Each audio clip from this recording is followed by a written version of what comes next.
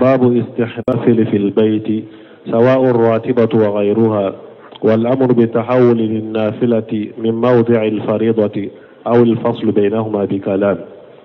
عن زيد بن ثابت رضي الله عنه أن النبي صلى الله عليه وسلم قال: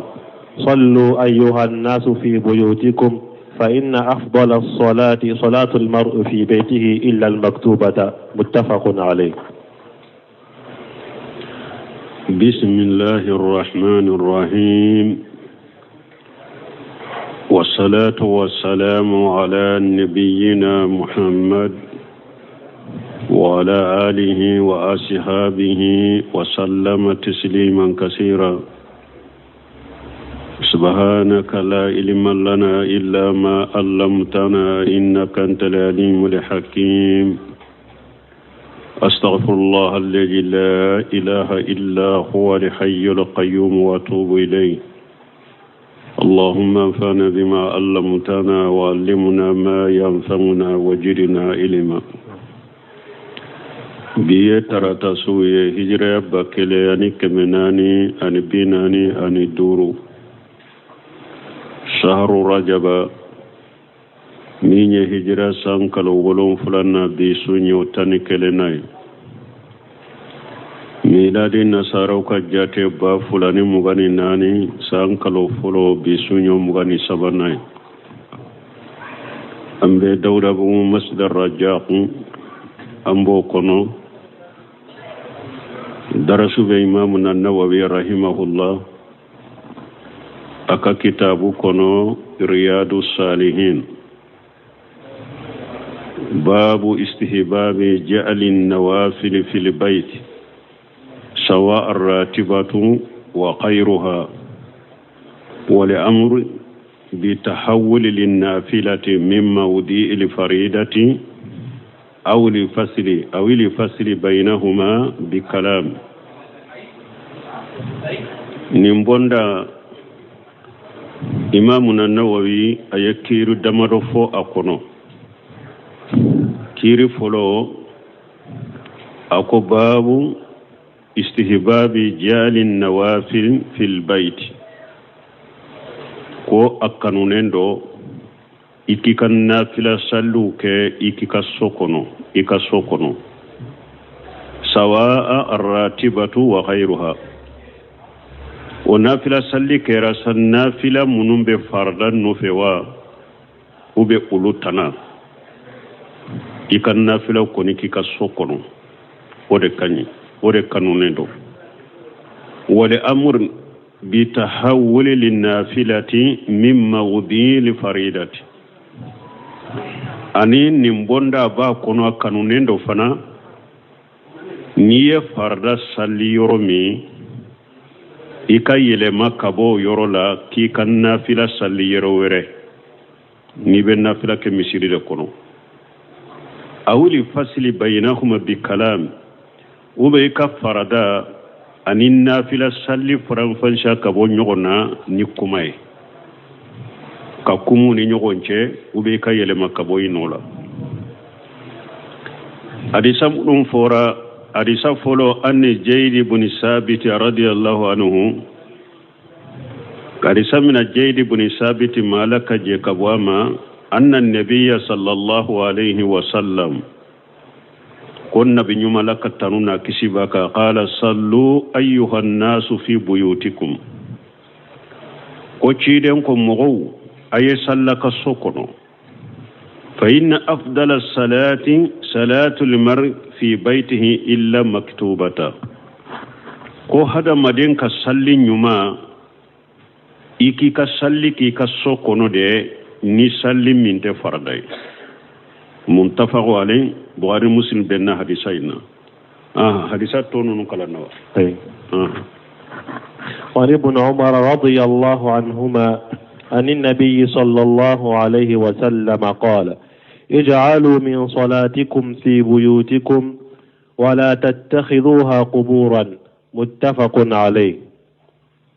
وعن جابر رضي الله عنه قال قال رسول الله صلى الله عليه وسلم إذا قضى أحدكم صلاته في مسجده فليجعل لبيته نصيبا من صلاته فإن الله جاعل في بيته من صلاته خيرا. رواه مسلم. وأن ابن عمر رضي الله عنهما قد سمنا عبد الله بن عمر ملك جيكبو فلابيما أن النبي صلى الله عليه وسلم كبون نبي ملك تنونا كسباك قال اجعلوا من صلاتكم في بيوتكم كيدنكو أيهاك صلوا دوكي أكسوكنو ولا تتقجوها قبورا أكنا كسومنا كومي كبرو منتفق لبواري مسلم بنالا أكنا سومنا كو كبرو لا نيني فلا بالا لا نيني فلو سو نونو سو دي دالين بي كبرو سولا وتكلا كبرو سو نتارا سو بي دالين دي دو وتكلا donc we fana kana da ka sino o ka sokono ni te salli ka sokono kaburu tigun salli te ke kaburu de la akana ka so ke kaburu ye aye sallaka so kono wala tattaqijuha qubura aye sallaka so kono kanu mina ku ke kaburu soye ni hadisa ire ya iranna salli te ke kaburu so kono farda salli nafila salli kaburu sote salli roye wode ya to doni ke ba wa be hari hadisa dola ciden ko kana salli kaburu ko kana salli kata kaburu ma ko misiri ni kaburu de be misiri kono salli te saha o kaburu ko salli te saha o misiri kono ambe ko fula dola kelendeke na ya soro misiri tumbede o tara suinde do misiri kono ambe su wogobe kabo misiri kono de katabila kaburu sola misiri be to aka misiri yala na ya soro fana kaburu de folo tumbe utara misiri jo kaburu ka misiri de be ci kata jo yoro were ka suto anola sallite saha kono akana ay sallaka so kono akana ka so ke kaburu ye ni hadisa muntafaqale mi salli min be daga kaburu so kono o yede nambe salli suka ni su min nan tarane kaburu so la salli makaka ambe se ka su da kaburu so la ka salli su in ka kaburu so la basitala ube su do ka kaburi abe daga ikata kaburu so la ika salli su do ka kaburu ka to ka kaburu kono onyo gona sabatira tire mbolo madina min tumbe misidi fura tuma me fatora ni sufela yo ya sudo o ma fo cidenye dugu jele cidenya nyini ayu nyini kala ko fatura ciden ka tunto fonne awaya ka kaburu yirina ubilala cidenye kata ka kaburu yirala ciden sallira ka kaburu cela wala ibese ka salli kaburu ka suka ka kaburu la kaburu cela ambese ka suka salli fona ke kaburu la meni ote nafila salli farda salli ayrote kaburu soye wani jabir radiyallahu anhu karisa min jabir malaka je kabwama qala rasulullah sallallahu alaihi wasallam wala ka ciden wala ka taruna kisibaka idha qada ahadukum salatahu fil masjid ciden ko na dola kele nitlali ka salli la farda salli la misiri kono falyazal li baytihi nasiba min salatihi ikan ni yoro do di ika so fana mai ka sallila ni yoro do di ka so fana mai ka sallila fa inna allah ja'ilu fi baytihi min salatihi khayra ni ba ke ka to ka nafila sallu ku ka so kono o be ke sababu ala be hera do ika so kono ni hadisa muslim hadisa imbo asarahu لما ذكر المؤلف رحمه الله تعالى الرواتب تابعة لمكتوبات تمامي مؤلف إمامنا النووي على كنما تمامي النافلة منهم بفرد النفع تمامي أيوفو بيان في هذا الباب أن الأفضل للإنسان أن يصلي في بيته aya bangen ni mbonda la komin kanyi ika arawatibi nunu nafila munumbe farda no fe kuke ika sokono kode kanyi wajakara fi jalika ahadisa minha aya hadisa udofo ala odoye munye أن النبي صلى الله عليه وسلم كنا بجملة ترونا كسبك قال صلوا في بيوتكم كتيرن كوي سلك سوكنو صلوا في بيوتكم أي صلي أكسوكنو فأمر أن يصلى في البيوت تيرن ينمر لك كسلي كسوكنو ما النافلة صلوا فإن صلاة المرء في بيتها أفضل إلا مكتوبة ko hada maden ka salli ka sokono ko de kanyi ni fardate fadalla zalika la anna li insana yanbaghi lahu an takuna jami'un nawafilihi fi baytihi donc ni nyeddalu layranna ko akaka hada madenye ikanna filabe ikabeke ikasode kono sawa arawatibu aw salatu duha aw tahajjudu aw ghayru zalika onafila kerasa nafila munun be farada unno fedewa ube ka wala hasalli ube ikasufe nafila ikasu jole rebe su jole minke kaso ewa sokono wa khairu zalika anin nunu na nyogo naw delila bala ko nunun be kanka ke mo kaso de ko nafila munun be farada unno fewo ube ka wala hasalli ube ikasu kono na nafila nulu na nyogo naw ukanyu kake ikasode kono hata fi makkah wal madinati harin nibe makade nibe madina al afdalu an takuna nawafil fil baiti min kanyi ikan nafilau kake kasoko harin nibe makka be madina de iki kan nafilau ke kasoko no ode kausa katuke haramula makka ube katuke haramula madina أفضل من كونها في المسجد الحرام أو المسجد النبوي نيبي مكة يبي مدينة إيكي كسالي كي كسوكونو مسيريلا أودي كاني إكسالي كي كسوكونو أودي كاني كتميكا كمسيريلا مانا حرامو مسيري الكابا مسيري أودي تشيدين كا مسيري نيبي مدينة ديكي نافلا وكي كسوكونو كوسي كتي وكي تشيدين كا مسيري كونو nibe makari kikan nafila uki kasoko na kausa ikata uke haramula alikaba lianna an-nabiy sallallahu alaihi wasallam qala haja munnan ni fora pasiga ciden de ninfo ciden ninfo wa huwa fil madinati wa salatu fi masjid khairu min alf salati illa fil masjid haram ciden ni hadisa fo kato madina de salli ciden kam misiri kono farda kele ciden ka misiri kono akausa misiru to kasal fardala ni bakelende ni haramute bakele ciden ka misiri farla kele kausa misiru to ka farda ni farda bakelede ni haramute wa kasiru minan nas hada maden chaman be ahalana yufaddilu an yusalli an-nafilata fil masjidil harami duna al-bayt mo chaman be shisa aba fasamantiya aleka kan nafila ke haramu kono kateme kan nafila ke kaso kono wa haja naw min al jahli no seminu kon ni jahila dode mo chaman be no be makka o katu kan nafila ke haramu kono o bo fasamantiya kateme ku kan nafila ku kaso kono makka ako ye jahila de fa masala misalila in kunta fi makkatan wa ujina li salati al fajr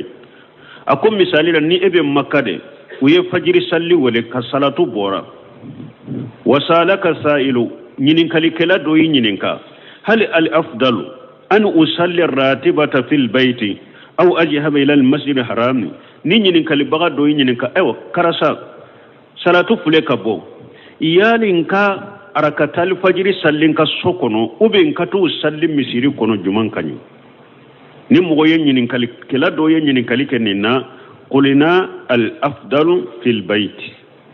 akwamba fo atigiye min kanyi ikara katal fajr sallika sokono atahajjudu afdalu fil masjid al harami aw fil bayt ni do yanyininka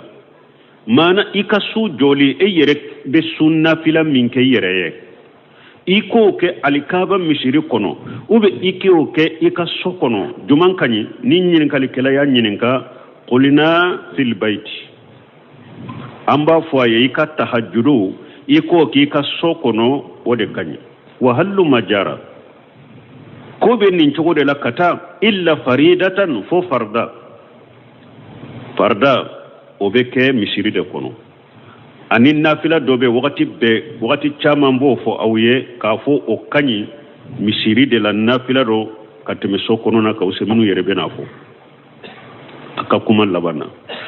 hal mujara illa faridatan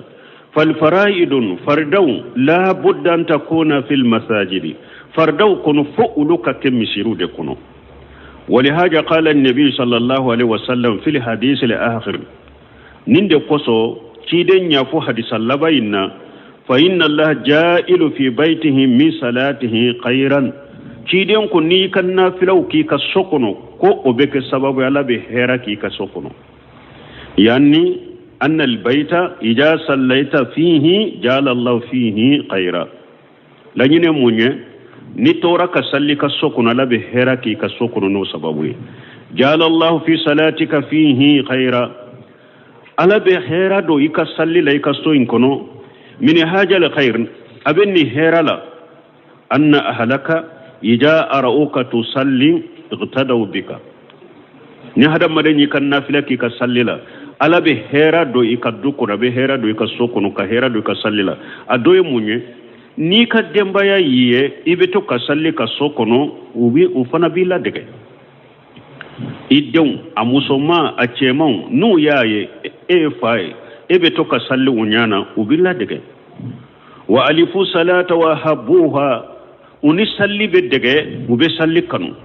wala shiyama shigaru minhum akokuma mana dem fitinu ika dem fitinu wa minha abu kono fana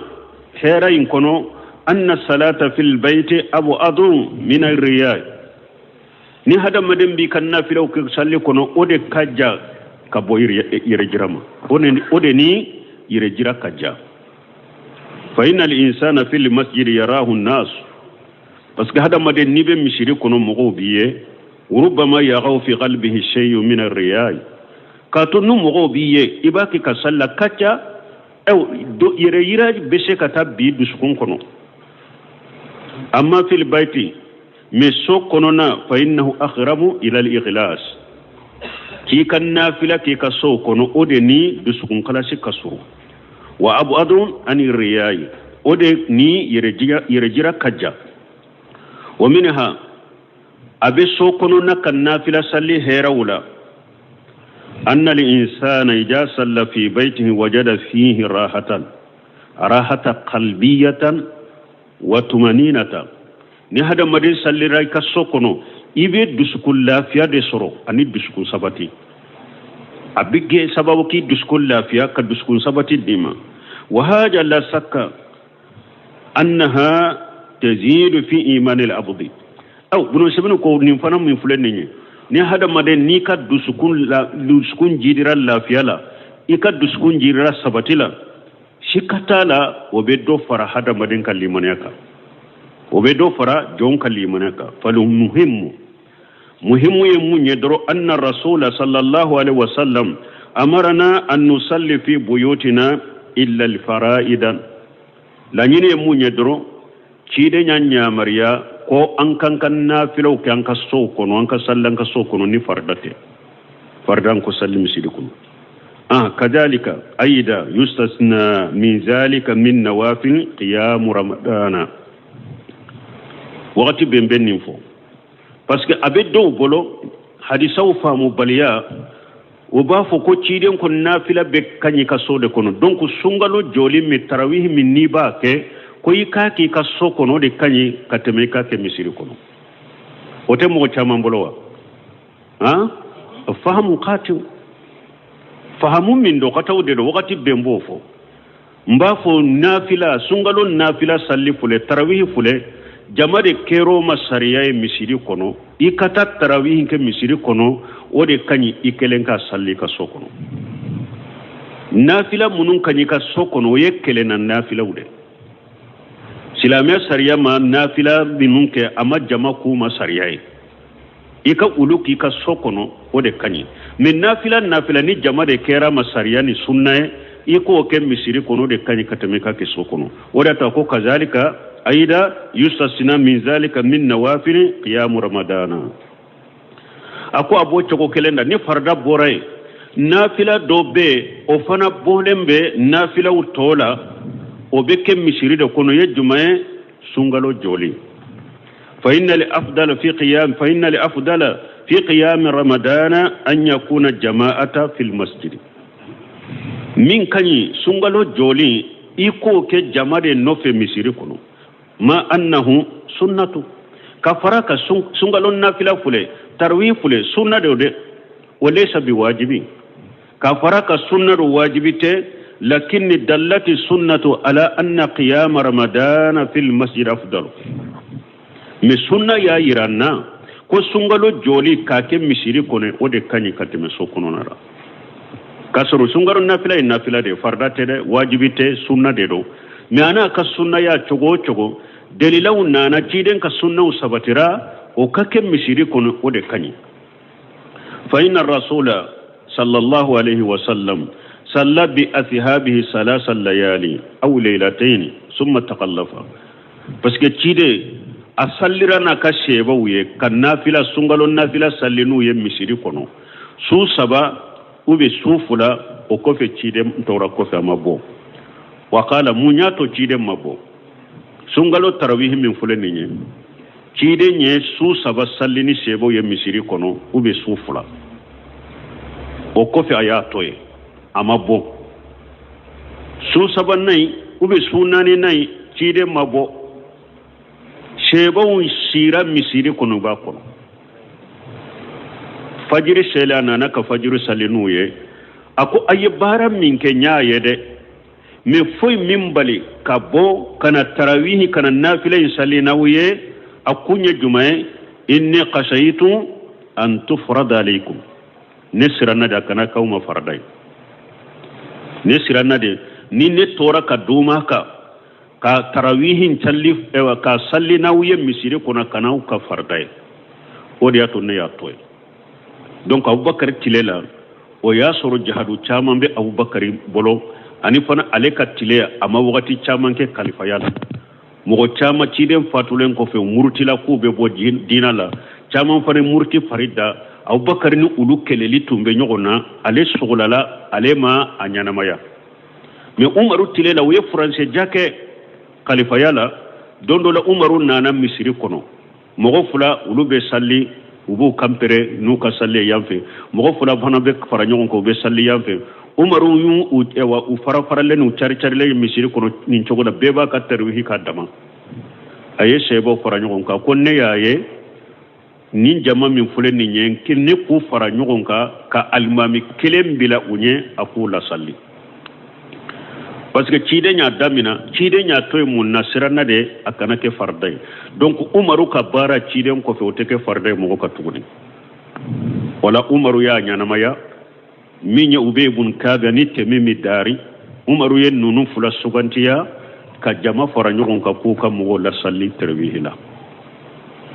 donc wala minye sungalo joli nafilaw to be kanyi ka sokono me minye sunga ewa fardai o be ke misiri de kono fulanna ewa min bolembe nafilaw tola nale keli kanyi misiri kono kateme soka sungalo joli iko ke jaman no fe misiri law o kaus o kanyi kateme ikelen ko ke ikaso kono wallahu almuwaffiq wa umar ibn ata'i أن النافع بن جبير أرسله إلى السائب بن أخت نمر يسأله عن شيء رآه منه معاوية في الصلاة فقال نعم صليت معه الجمعة في المقصورة فلما سلم الإمام قمت في مقامي فصليت فلما دخل أرسل إلي فقال لا تعد لما فعلت إذا صليت الجمعة فلا تصلها بصلاة حتى تتكلم أو تخرج فإن رسول الله صلى الله عليه وسلم أمرنا بذلك أن نوصل صلاة بصلاة حتى نتكلم ألا نوصل صلاة بصلاة حتى نتكلم أو نخرج رواه مسلم. وأن عمر ابن أتاي قال سمعنا عمر بن أتاي ما أن النافع ابن جبير والنافع ابن جبير أرسله إلى سعيد ابن أختي نمير قال نافع ko ibnu jumair yen nafiya ci kata sa'ib ma ibnu uqti nemir balima muso dende sa'ibenye yeshaluhu an shay ko kata sa'ibin ni ka fendola arahu minhu mawiyatu fi salat o sa'ibu ye kodo de ke mawiya yaye aye koyinke mawiya kuma nafe faqala nam tumama tara sa'ibin ni ka mawiya yaye be minke sa'ibu ko صليت معه الجمعة في المقصورة كو علي الجمعة صليك فرماوية كمقصورة يورو دودي كو علي الجمعة صليك فرماوية كأيورولا فلما سلم الإمام قمت في مقام فصليت سايبي كو تمامي المامي السلام بلا درون كو علي وليلا كصلي مانا كاكنا فلك فلما دخل أرسل إلي akom mawiya ya le bila fo ale donna ka sokono aye cido ci alema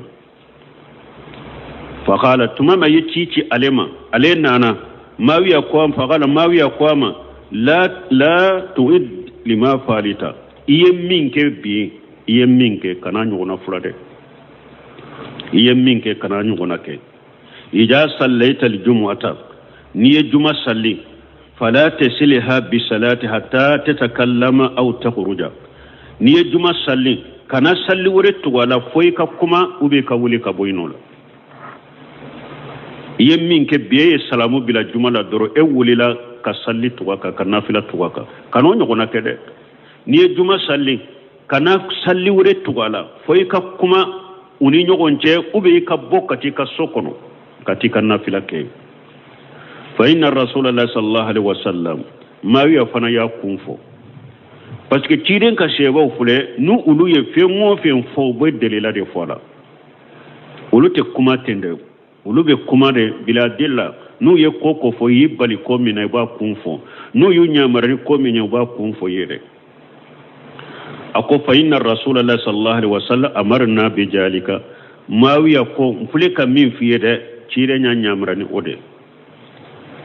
Allah nusila salata bi salati hatta natakallama aw nakhruja ciden ko kana salli tugu sallila fonka kuma salli fulani nyogonce ube anka go anka tanka sokono ka salli anka bonnola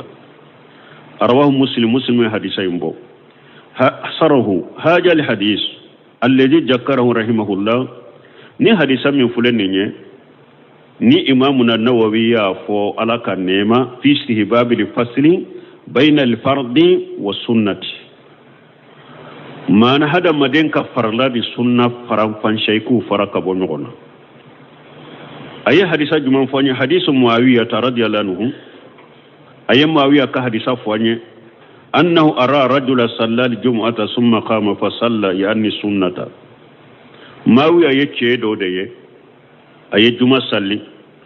صلي لنكو فاتقي وليلك سنة ولا فداه معاوية وأخبره معاوية ياتي وله كاتباريا أن النبي صلى الله عليه وسلم أمر أن لن توصل صلاة بصلاة حتى نخرج أو نتكلم كيدن كو نيا كباريا كنا بنيما كو يا نيا مريا كون كان صلي تو صلي لا فو أنك بو وبي أنك كما فمثلا مثال لا إذا صليت الظهر وجهر لها الراتبة بعدها نيه صلي فنا صلي فنا كوفي نافلة دوبا بولو نافلة من تقولين بعد وردت أن تصلي الراتبة لا تصلي الراتبة في مكانك ni ay salli fana nafila doba kofe oye arkan fula donc ni salli fana salli kana ewa nafila ye salli fana salli isigi yoro minna no minna kana wuli kan nafila salli o yorola qum fi mahalli akhara mana wuli kata yorore ikan nafila salli ye salli fana salli yoro mi kananna ikan nafila inke o yorola wuli kata yorore aw ukhruju ila baytika وهو أفضل أبي كبو مسيري كلو يريكتي كسو كنو كي كان نافلة سلو دي كني أو على الأقل ube min ka dogni nimbe takallam kuma hari na ya soro ewa misali la salli fana salli ko saba dola kelen de fulani ni ewa wuli inola ni misiri yorolendo sigi yorore be jo yorore be wuli inola ikati kan nafilate ninte kelenya wa ni man ninke bo ikati ka sokono kanan nafila inke inola misiri kono bo ikati ka sokono ikati kan nafilate ninte fulayo ube sabanna kuma uni nyogonje salamu bila salli fana misiri falende to nyate do yorosila ko ibeta nafila ke ete afe ka bo fana katai ka sokono ko ibeti kan nafila ke kuma bila no nyogonje karasa assalamu alaikum warahmatullah antum famani mari tumbe mi ko be chogoji demba be chogodi wala ibe kuma bila no nyogonje wala ibe wuli bi kan nafila ke لأن النبي صلى الله عليه وسلم نهى أن توصل صلاة بصلاة حتى يخرج الإنسان أو يتكلم بس كتيرين يبالي لك أكون موكنا صلي تغسلي لا فيك بوي نولا وبيك كما ولهذا قال العلماء نند كوسو دوري كباوكو يسن لفصل بين الفرض وسنته بكلام ودياتو دوري كباوكو كو وياك سنة ika fardana kan nafila iku bonyogona ni kumaye ay intiqal min mawdihi ubu ku faraka bonyogona ika bo farda nyorola farra isallero mi ka boyinola wali hikmatu min zalika wa hikma yamunye alla yuwassala al fardu bin nafli falyakun an naflu wahdahu wal fardu wahdahu hikma yamunye ni u ka faran fansha ka bonyogona manay kan nafila ni farda faran fansha ku bonyogona mana lanyini munye farda ka salla dama nafila ka salla dama hatta la yaghtalita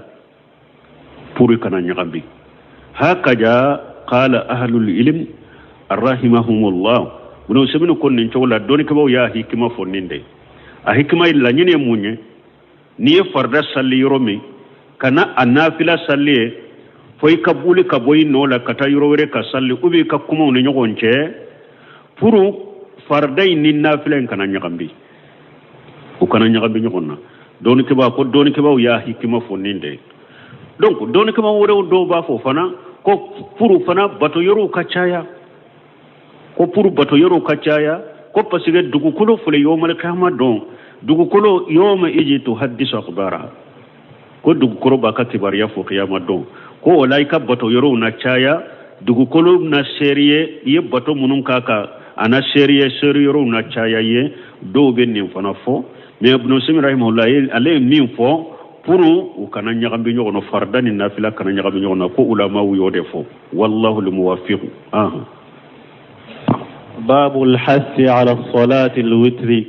وبيان أنه سنة متأكدة وبيان وقته. عن علي رضي الله عنه قال: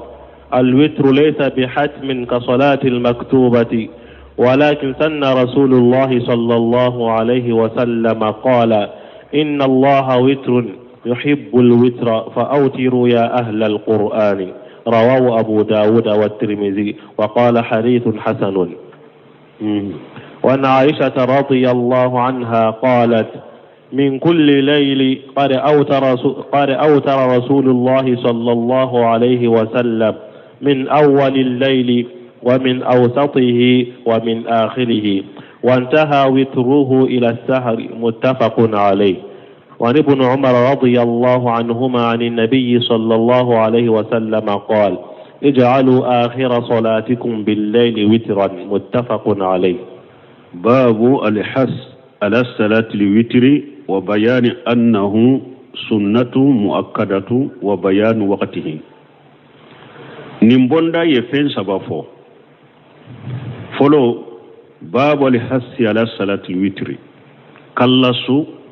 أنك وتر صلي نيني فلوي ودلو بنا بوندا ينكونو وبيان أنه سنة مؤكدة. kiri fulana masaila fulana ni mbonda kuna bena banganye ko wotiri ye sunna gelende aka sunna yaka gele katimara wati butoka farda ko nite wajibite سبنا وبيان وقته أني وتري كسل وقتي وقت جمعة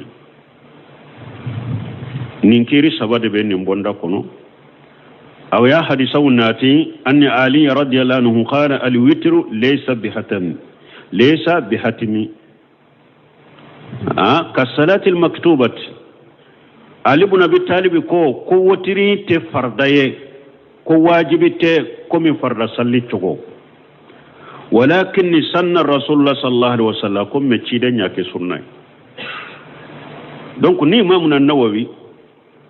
ni akwalla sura kata wotiri fanate wajibi sunna gelendo o de la fule ali ibn abi talib ko wotiri inte wajibi ko mi farada mi cide nyake sunna qala ciden ko inna allah